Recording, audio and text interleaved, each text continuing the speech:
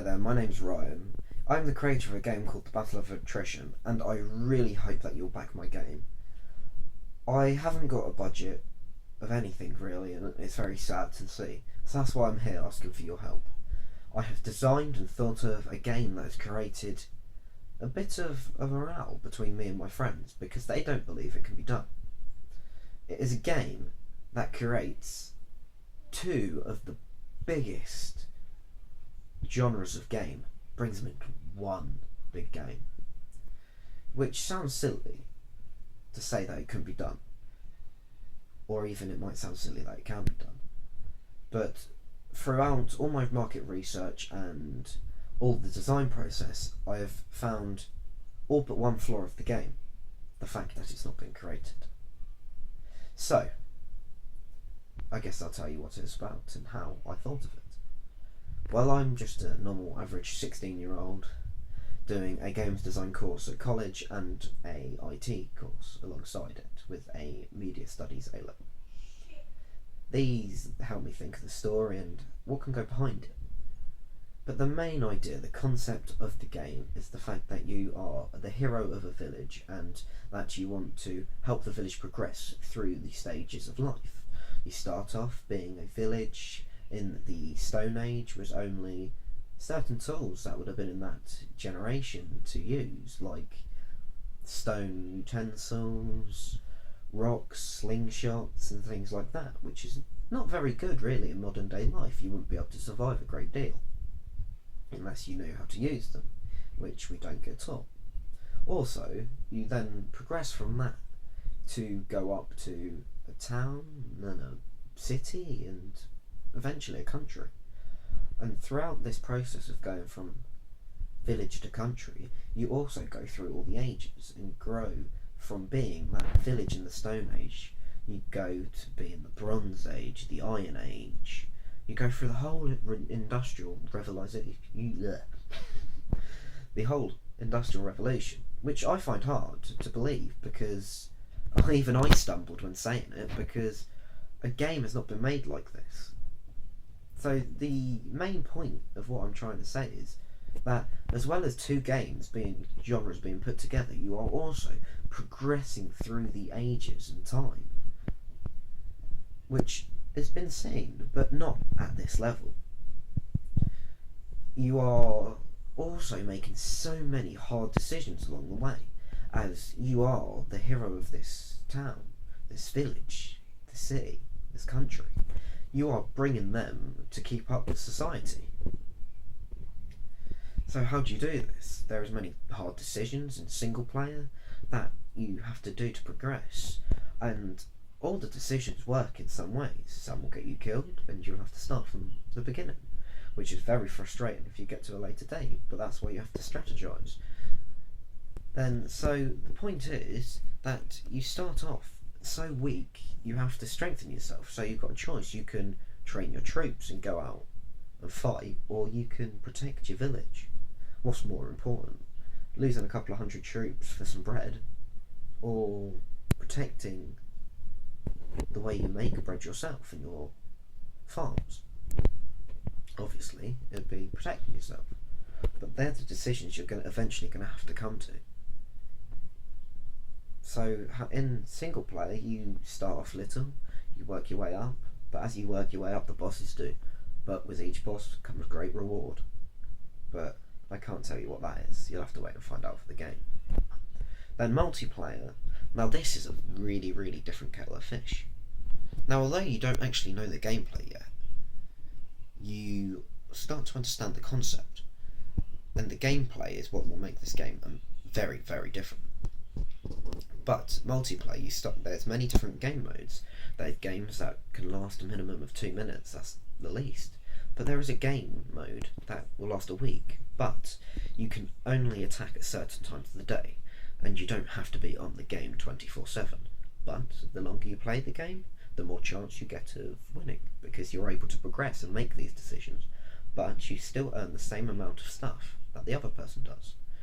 So say the attack time's between 5 and 6, you come on at 5, and you could be being attacked. But if you come on at 10 to 5, you can spend all your coins, gold, and everything that you've earned, and make the game perfect, make your setup good. So it's alright saying you know all the game modes, but actually, how do you play? What do you do? Well, for online especially, and the start of single player, is that you have this little village, you have an armory, you have a few houses of people, and you have a basic fence around it. Now, you collect resources and you slowly build it up from scratch. Going through the ages, the longer you play the games, the longer the ages. On the game that lasts 2 minutes, the ages are quicker than the game that lasts a week. Because the game that lasts a week, you'll go up every age, maybe every 11 hours. It's not been set because we have not come to the point where we can alpha test it. We haven't been able to create it, but we've created the concept, we've created simple ideas for it, but we just cannot put it to action because we need your help. And as well as getting your help and you giving us your money, you will get something in return. You will get special access, you will be part of the alpha, beta testers, and also you will have the chance to have the game for free. You all the people that donate over £100 minimum will get some part. If you donate, say £100, you'll maybe get more money off the game. But if you donate, say £700, you'll get the game for free. But this game ain't going to be expensive anyway, so don't worry. It's not going to be no £40-50 game like Call of Duty. No, it's going to be a simple but expensive arcade game of ranging around £15. Which, wow, no, that's too expensive. Because we've got competitors to play against like League of Legends and Dota, which are free games, but we're also competing against Call of Duty. The reason this is because we start off as the village, and you have to make your setup. You make the defence, you train the soldiers, etc., etc. You have a 5-minute period in the longer games online, and in the game that can last 2 minutes, you have that 2 minutes to prepare. Then, in the terms of story mode, you slowly progress in that omnipresence way, and every time you attack or have to defend, you go to first person, you control your hero, and then you are very much within the mess, within trouble. You are getting your hands dirty. You're not no king or hierarchy. You are part of a team. You are just the leader of that team, and you lead them to victory. Which is the same with multiplayer. You are there. You lead a team. You just protect your base. You protect your monument, and you keep going. You keep progressing, or you take the opponents out. And in the 7-day one, you get points for each successful attack. And it's a point-based game, so you can attack numerous times, but the game will not end for that week. So you could be losing 3-0 by the 4th day, but on the 5th, 6th and 7th day, you might be better with the more modern weaponry. And then you might beat them, and you might be able to attack them more often. But between each attack, there is a 15-minute attack reset, so the attack window is only 2 hours. So you need to attack when you know that you can and you're going to be strong enough. So you can scout and you can recon and you can have a look at what they've got from the outside, but you can never see what's on the inside. The final thing, why would you want to? And I've given you so many reasons why you'd want to back this, but the real reason is, do you want to see the young people of today develop, one, the skills that in life to make critical decisions and know that they have a consequence? Because as much as you can just reset when you lose, all that hard work's gone to waste, and they'll understand that. It's alright the first couple of times, yeah, we can restart. Yeah, but what happens after? You've restarted, you get frustrated, and then they'll understand that they need to be simple and careful. And also, it will give them thinking time and it will develop their brain. As well as this, it's also fun. And who can't say developing skills and having fun is not important?